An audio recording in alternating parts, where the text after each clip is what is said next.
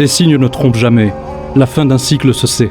Et lorsqu'elle a sonné, mieux vaut l'avoir anticipée. Après une année 2019 historique et une série d'invincibilité de 35 matchs, Belmadi avait continué de compter sur son groupe et son modèle de jeu qui ont marqué l'histoire de la sélection. Penser à l'avenir lorsque tout va pour le mieux n'est pas si évident. Encore moins lorsque vous venez de loin. La série d'invincibilité a conforté l'équipe dans ses acquis. Plongée dans une dynamique gagnante, elle donnait cette sensation d'être imprenable. Mais il fallait prendre garde à ne pas tomber dans une obsession du résultat qui détournerait le regard vers l'avenir, qui empêcherait à Belmadi de voir plus loin, d'anticiper les choses et de bien garder à l'esprit que le football est une histoire de cycles. C'est inévitable, et les cycles de sélection ont cette particularité d'avoir une fin brutale. Cela arrive quand on s'y attend le moins. Mais Belmadi aurait dû s'y préparer. Alors même que les joueurs de son groupe donnaient la sensation de se sublimer sous le maillot des Verts, l'âge de certains, le déclin de leur état de forme, de leur implication sous ce maillot et la distance des prochaines échéances internationales devaient particulièrement être pris en compte. Poursuivre une dynamique gagnante est un objectif louable, mais quand les joueurs et l'entraîneur se reposent sur leurs acquis et que le modèle de jeu révèle toujours plus de failles, gare à la chute, parce que le résultat est parfois un très mauvais indicateur. C'est ce qu'a connu l'Algérie à partir de la fin de l'année 2021. Puis l'année 2022 a très mal commencé. Une élimination précoce durant la CAN et l'espoir de marquer les esprits en Coupe du Monde s'est envolé quelques mois plus tard face au Cameroun. Belmadi a, à ce moment, réalisé que la transition de cycle devenait une affaire urgente. N'ayant pas été amorcée plus tôt, il fallait désormais une révolution.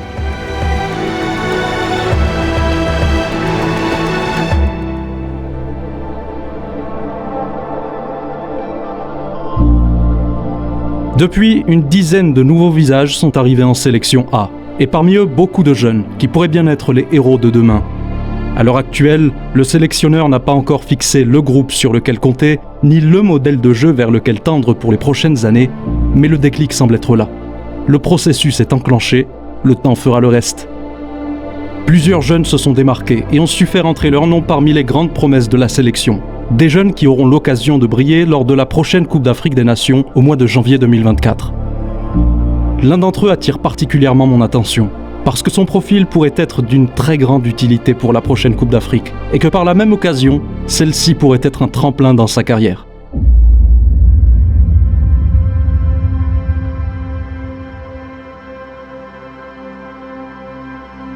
Né en 2000 dans la wilaya de Jijel, Amoura est formé dans sa région, évoluant sous les couleurs de la jeunesse sportive djidjelienne jusqu'en 2018.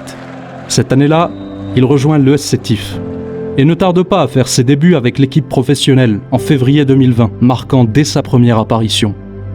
Installé de façon permanente dans l'effectif professionnel, il marque très vite les esprits. La saison suivante, il signe un total de 13 buts.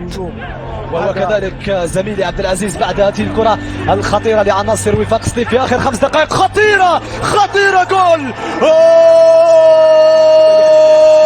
يتصل ربما هذا هو الهدف الثاني ربما الثالث يا سلام يا عمور يا سلام. Ce qui lui ouvre les portes de la sélection algérienne A' en juin 2021. Dès lors, Amoura connaît une ascension fulgurante. Il est exporté en Europe dans le club suisse de Lugano à l'été 2021. Quelques mois plus tard, Belmadi l'appelle pour rejoindre les rangs de l'équipe nationale.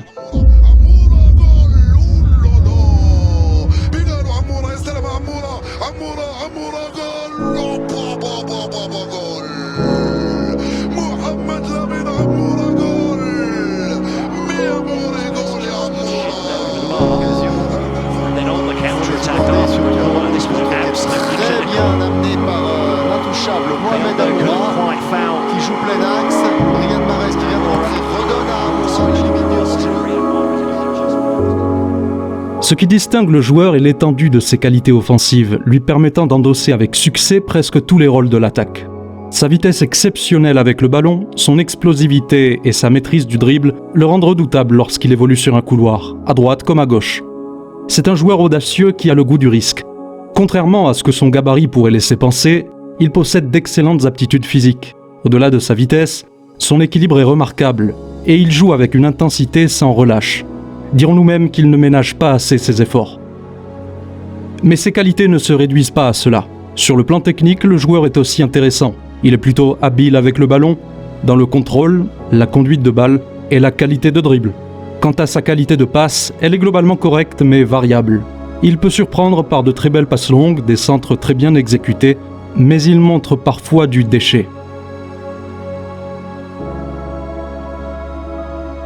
Sa finition est de qualité, elle est très complète. Pour les standards d'un ailier, son sens du but surprend et mène souvent ses entraîneurs à lui faire assumer un rôle de neuf où il ne déçoit pas non plus. Il avait d'ailleurs, lors de sa première convocation avec la sélection A', inscrit un quadruplé lors de l'inauguration du nouveau stade d'Oran en 2021. Aussi, malgré sa petite taille, son jeu de tête est un de ses points forts à la finition. Sa détente est excellente. En revanche, le faire évoluer seul dans l'axe de l'attaque n'est pas toujours une bonne idée. Son profil peut présenter certaines limites en fonction du match. Ainsi, il est à mon sens plus judicieux lorsqu'il doit évoluer dans l'axe de l'attaque, de l'associer à un autre attaquant central.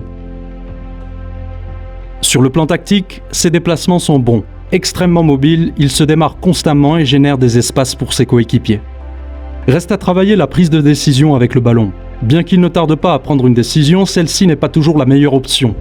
Aussi, il ne détermine pas encore judicieusement le bon moment pour appuyer sur ses points forts afin de tromper la défense adverse. Je veux dire qu'il n'utilise pas encore sa vitesse de manière opportune. C'est dommage parce qu'il pourrait causer davantage de dégâts chez l'adversaire grâce au changement de rythme par exemple. Cela pourrait le rendre imprévisible. De plus, savoir temporiser à certains moments lui permettrait de mieux lire le jeu, de prendre l'information, d'analyser les situations autour de lui et de prendre de meilleures décisions par la suite. Si Amoura progresse dans ces aspects, il pourrait devenir une arme des plus létales de l'effectif de la sélection algérienne, surtout dans un contexte de Coupe d'Afrique. Cela lui fera également passer un cap dans sa carrière. À l'heure actuelle, il a surtout montré qu'il était capable de faire très mal en rentrant en cours de jeu. Travailler ces aspects ferait facilement de lui un titulaire, même en club. Sur le plan mental, le joueur est irréprochable tant sur le terrain qu'en dehors. Travailleur, professionnel et discret, complètement dévoué sur le terrain et altruiste. Évoluer dans un meilleur championnat aux côtés d'un entraîneur très attentif à la progression de ses joueurs pourrait lui être très bénéfique. Et il pourrait dès lors faire partie de ces noms qui donneront une nouvelle âme à la sélection algérienne. Rendez-vous en janvier 2024.